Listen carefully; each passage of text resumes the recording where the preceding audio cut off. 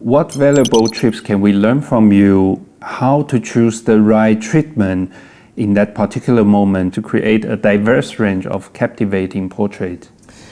I bring 3 images here. The first one was taken with the 24 millimeters. That for me is a really beautiful lens because it gives you the opportunity to give a lot of importance to the atmosphere, to the landscape, and the person there is only to give you the beeps of the image. The second one is with the 35 millimeters. That is the typical cinema lens that is really used to documentary style or to get narrative pictures, because with the bokeh you can understand the background of the situation. And the last one is the 50 millimeters. This lens gives you the opportunity to get an intensive bokeh, an intensive abstraction, and here the important thing is the person. Any thoughts to share when it comes to handling different lighting situations?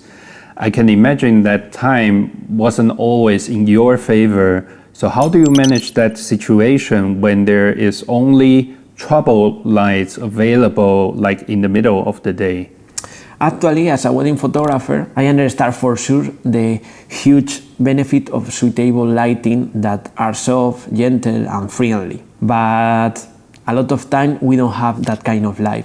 We have to fight against harsh light or midday light that is really contrast. For that I used to take the pictures in different ways. The first option is use the sun like a kicker. Put the sun behind the person and shooting. You are gonna get a great highlight of the figure of the person and a lot of warm tones in the skin, and this is great. In the second one, I try to look for a shady place in this scene and try to get pictures there, because you are gonna get a soft tones in the skin. You are not going to fight against dramatic light or harsh light or hard light or hard shadows, and this is great to take pictures of for example, of a couple or something like that. The last one is the most complicated, because it's the creativity. You can use this light to create things, to create difference between the harsh shadows and the hard lights, and put the people in the lights to get more contrast or create a more dramatic image. But it's really awesome for the creative process. Well, thanks for these concrete tips, Gabriel. We all know that photography is the art of using light and shadow to tell your own story.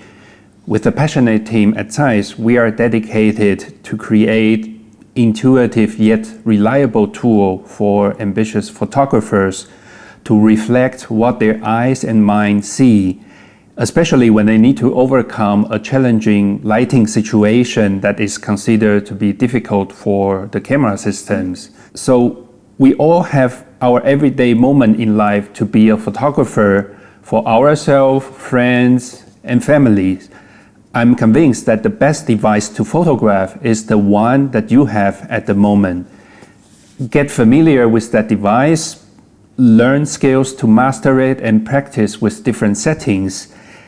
Any advice you would like to share with everyone here who would like to become the photographers that we are?